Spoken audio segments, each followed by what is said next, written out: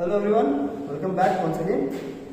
तो अभी तक हम लोगों ने जो पढ़ा था उसके आधार पे अब हम हमारा अगली कड़ी होगी हमारे स्टडी की, हमारी अंडरस्टैंडिंग की कि जो हमने इलेक्ट्रॉनिक कॉन्फ़िगरेशन अभी तक सीखा, जो इलेक्ट्रॉनिक कॉन्फ़िगरेशन में सीखा है उसकी हेल्प से अब हम किसी भी एटम में जो इलेक्ट्रॉन्स होते हैं उनमें से किसी भी इलेक्ट्रॉन के हम चार के चारों क्वांटम नंबर डिटरमाइन कर सकते हैं। आप लोगों को पता होगा क्वांटम नंबर क्या होते हैं, आप लोगों ने डिस्कस किया। हालांकि अभी सब यूट्यूब वीडियो नहीं आ पाया है अभी क्वांटम नंबर क्या होते हैं, लेकिन फिर भी उसके आगे का जो थोड़ा बहुत पढ़े होंगे वो समझ जाएंगे।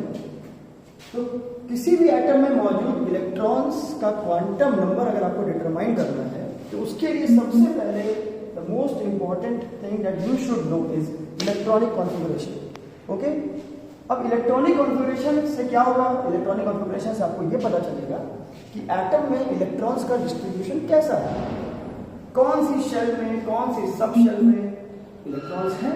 ठीक है, अगर आपको ये पता चल जाता है कि कौन सी शेल में, कौन सी सब शेल में इलेक्ट्रॉन्स हैं, तो आप उनके चार के चारों क्वांटम नंबर्स बड़ी ही आसानी से निकाल सकते हैं।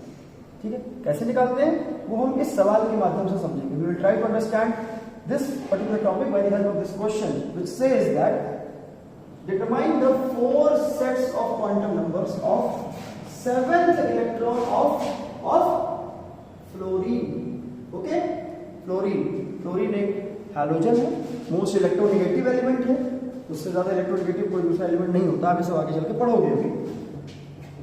तो अगर हमें ही पता करना है कि किसी भी एलिमेंट के किसी भी इलेक्ट्रॉन के क्वांटम नंबर कितने हैं या क्या है, तो हम कैसे पता करेंगे वो हम देखते हैं इस सवाल के माध्यम से। तो सबसे पहले इस पर्टिकुलर प्रॉब्लम को सॉल्व करने के लिए हमें क्या करना होगा? हमें सबसे पहले फ्लोरीन का इलेक्ट्रॉनिक कॉन्फ़िगरेशन करना होगा। फ्लोरीन का इलेक्ट्रॉनिक कॉन्फ़िगरेशन कैसे करेंगे? Fluorine F atomic number is 9, so the configuration of fluorine would be 1s2 2s2 2p5। ठीक है, 1s2 2s2 एंड 2p5। देखो हो गया ना 9 electrons. 2 plus 2 4 4 plus 5 9 electrons are accommodated in the first and second shells of fluorine atom। पहले और दूसरे shell में ही फ्लोरीन एटम के सभी 9 इलेक्ट्रॉन्स एकोमोडेट हो जाते हैं। ठीक, अब देखो अगर हम इसको शेल के बाद एकदम समझने की कोशिश करें कौन सी सबशेल में कितने इलेक्ट्रॉन है तो क्या करेंगे? We will draw these orbitals like this, suppose 1s, so 1s orbital ऐसी होती है। लाइक जब हम इसका ऑर्बिटल डायग्राम ड्रॉ करते हैं तो उसका शेप हमें अलग पता चलेगा। उसके बारे में हम आगे डिस्कस करेंगे कि ऑर्बिटल का शेप क्या होता है, कैसे होता है, वो मैं आगे बताऊंगा। फिलहाल अभी क्वांटम नंबर डिटरमाइन करने के लिए हमें इस मेथड को फॉलो करना पड़ेगा। 1s के नीचे हम 1s लिख देंगे, 2s बनाएंगे, वो भी s है तो s में भी एक ही ऑर्बिटल होती है। मैंने बताया था आपको कि s ऑर्बिटल, s सबशेल ही s ऑर्बिटल होती है ना। तो s ऑर्बिटल में एक ही ब्लॉक बनाएंगे आप। हमें जब भी आप s ऑर्बिटल ड्रॉ करेंगे आप एक ही ब्लॉक बनाएंगे। तो कौन सा है ये s? ये कौन सा s है? ये है 2s। और p में कितने ऑर्बिटल्स होते हैं? p सबशेल में कितने ऑर्बिटल्स होते हैं? 3 ऑर्बिटल्स होते हैं। ठीक है, 1 2 एंड 3। कौन सा p है ये है 2p। ऑलराइट, सो अभी इसका इलेक्ट्रॉन डिस्ट्रीब्यूशन कैसा है भाई? 1s में कितना है? 2 इलेक्ट्रॉन्स है ना। 2s में कितना है? 2 इलेक्ट्रॉन्स। और 2p में कितने हैं? 5 इलेक्ट्रॉन्स। हमें वही डिस्ट्रीब्यूशन करना है। ठीक है, तो आपने पढ़ा होगा बुल्स रूल में कि किसी सबशेल में इलेक्ट्रॉन्स की पेयरिंग तब तक नहीं होती है जब तक वो पर्टिकुलर सबशेल सिंगली ऑक्यूपाइड ना हो जाए, है ना। तो ये सबशेल है, यही ऑर्बिटल है, इसमें एक ही ऑर्बिटल होती है। तो पहला इलेक्ट्रॉन इसमें क्लॉकवाइज आएगा, तो दूसरा इलेक्ट्रॉन कहां जाएगा? इसी में एंटी क्लॉकवाइज आएगा। फिर दूसरी सबशेल जो है वो सेकंड शेल में है, मतलब इसके और इसमें कुछ एनर्जी गैप है ना। तो इसमें जब दोनों इलेक्ट्रॉन फिर हो जाएंगे तब जाके तीसरा इलेक्ट्रॉन किस में जाएगा? 2s में जाएगा। ठीक है, 2s में कितने इलेक्ट्रॉन्स है भाई? 2 इलेक्ट्रॉन्स। तो पहला कैसा जाएगा? क्लॉकवाइज, दूसरा कैसा जाएगा? Anti clockwise. Clear? Now once these two orbitals are filled, which orbital will be filled now? Now the turn of 2p comes.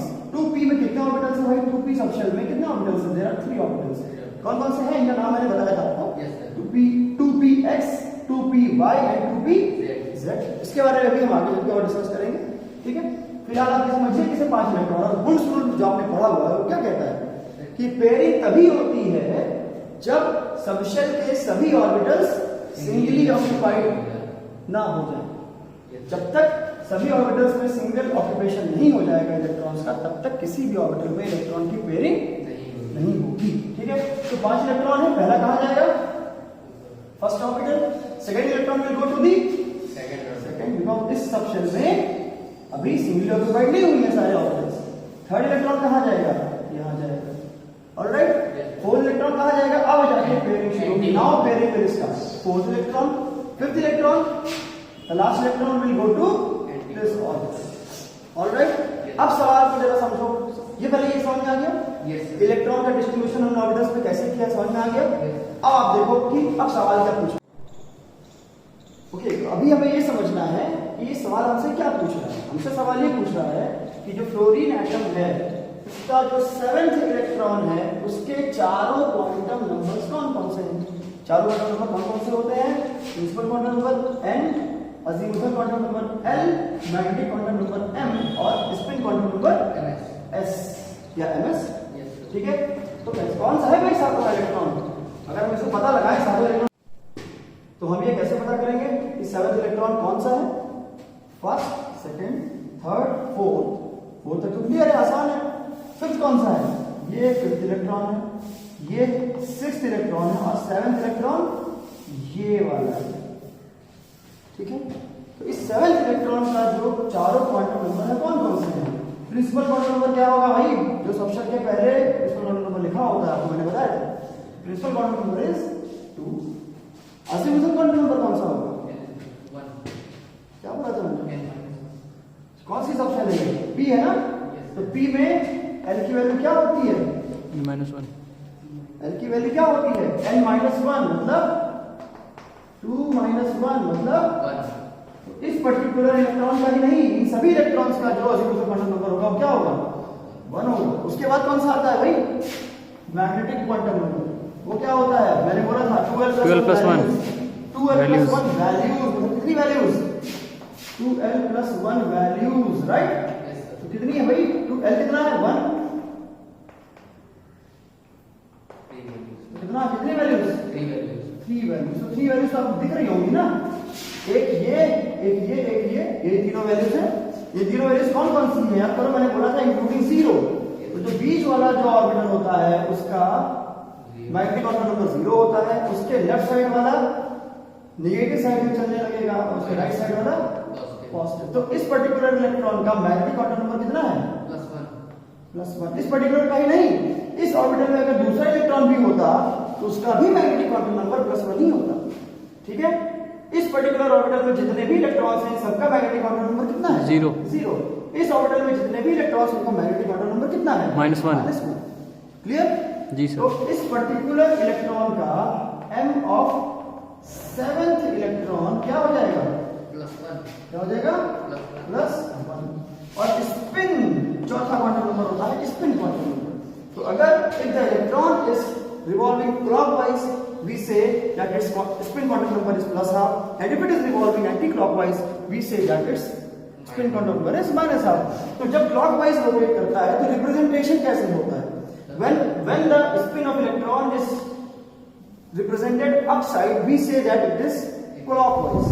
तो इसको जब ये ऊपर की तरफ होता है या एरो जब ऊपर की तरफ होता है तो हम कहते हैं कि क्लॉकवाइज रोटेट कर रहा है, और क्लॉकवाइज रोटेशन का मतलब होता है स्पिन इज plus.